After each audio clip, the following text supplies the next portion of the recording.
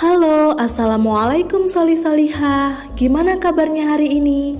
Semoga kita selalu dalam keadaan sehat ya. Kali ini kita akan belajar membuat karya dengan teknik menggunting dan menempel. Untuk lebih jelasnya, silahkan kalian simak dan perhatikan penjelasan Ustazah dalam video ini. Selamat belajar!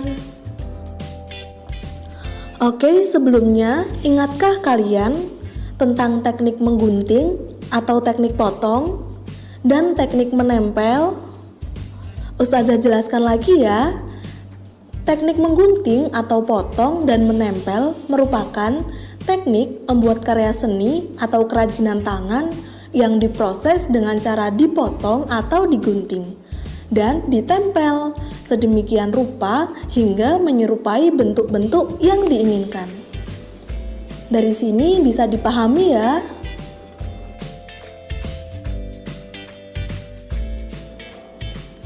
Pada subtema 4 ini, kita membahas tentang penghematan energi. Nah, menghemat energi dapat kita lakukan dengan cara yang mudah dan banyak. Salah satunya yaitu kita memilih mainan yang tidak boros energi. Misalnya, kincir angin, layang-layang, dan lain-lain. Nah, layang-layang dan kincir angin ini digerakkan oleh energi angin. Bisa dipahami ya?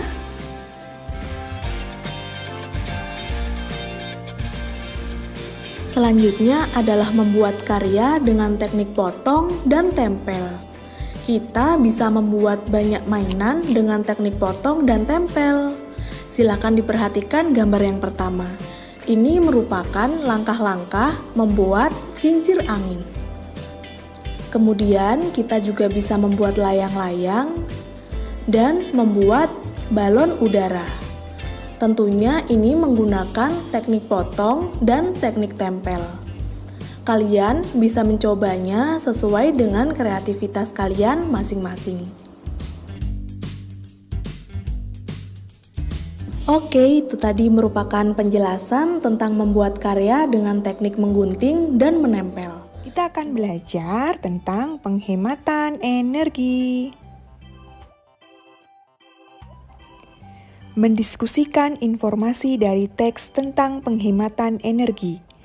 Pokok-pokok informasi dapat kita temukan dengan membaca cermat, kemudian mendiskusikannya.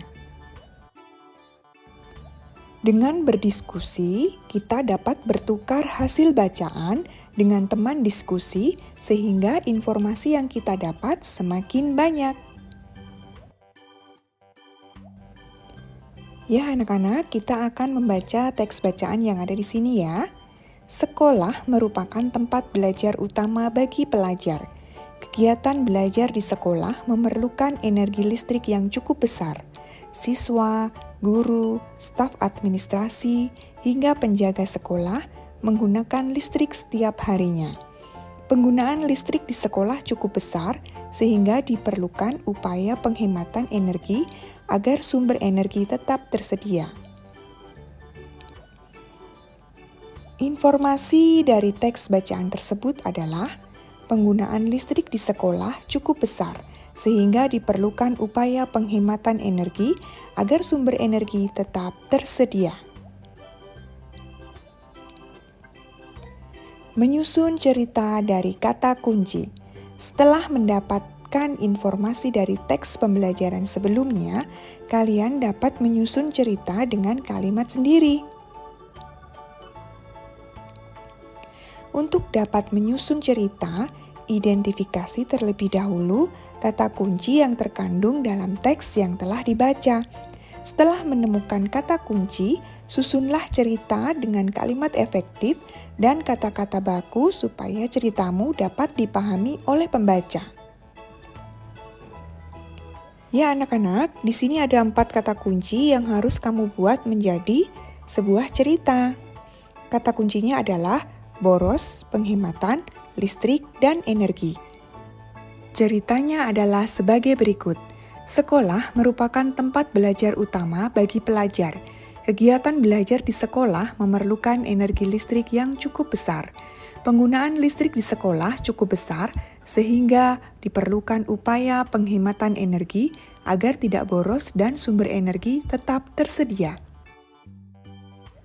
Kata yang digarisbawahi yang ada di cerita tersebut adalah kata kunci yang harus kalian buat menjadi sebuah cerita. Menemukan informasi dari gambar tentang penghematan energi. Informasi tersebut dapat digali dengan mengajukan menggunakan kata tanya. Misalnya, apa, di mana, kapan, siapa, mengapa, dan bagaimana. Untuk lebih memahami informasi yang terdapat dalam gambar, amati gambar dengan seksama.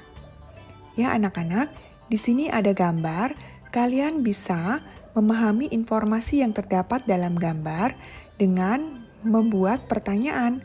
Pertanyaan pertama, bagaimana Dedi berangkat ke sekolah? Pertanyaan kedua, apa manfaat menggunakan kendaraan umum? Jawaban dari pertanyaan tersebut adalah, jawaban pertama, Dedi diantar oleh ibunya naik kendaraan umum. Jawaban yang kedua, naik kendaraan umum merupakan salah satu usaha untuk menghemat energi.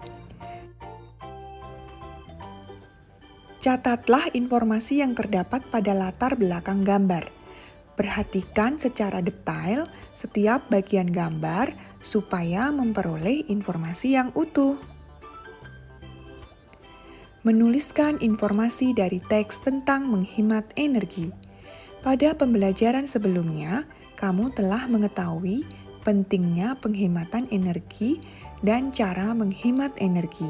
Kamu dapat menuliskan informasi terlebih dahulu dengan menandai atau mencatat informasi penting. Selanjutnya, informasi penting disusun dalam bentuk kalimat hingga menjadi paragraf padu. Setiap paragraf terdiri dari kalimat utama dan kalimat penjelas. Menuliskan laporan kegiatan. Menulis laporan dapat dimulai dengan menggunakan pertanyaan. Jawaban dari pertanyaan-pertanyaan tersebut merupakan informasi yang dilaporkan. Selain itu, laporan kegiatan ditulis menggunakan kalimat pasif. Kalimat pasif ditandai dengan adanya kata kerja pasif.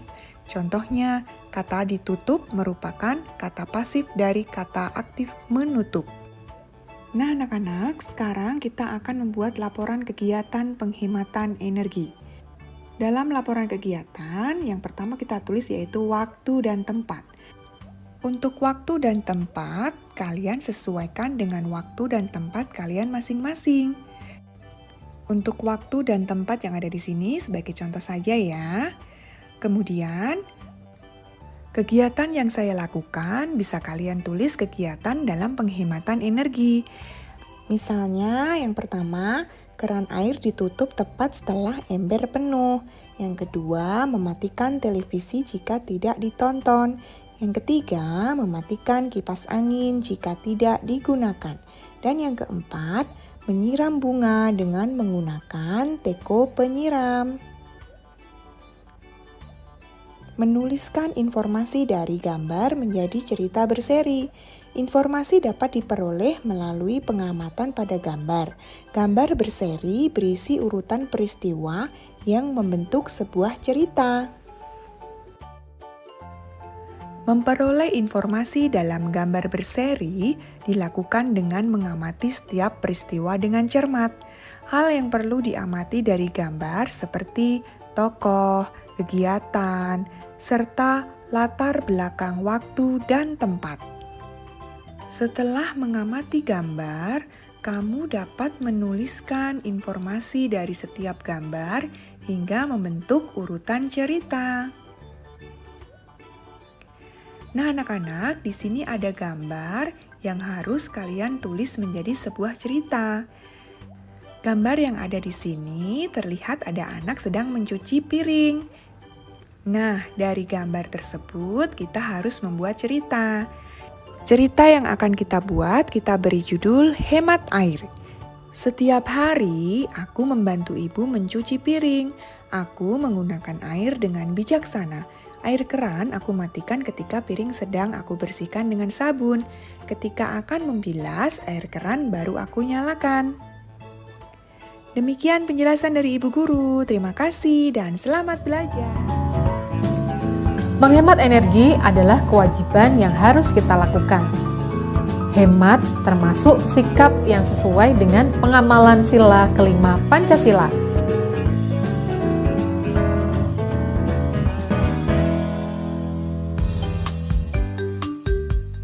Coba perhatikan gambar di samping.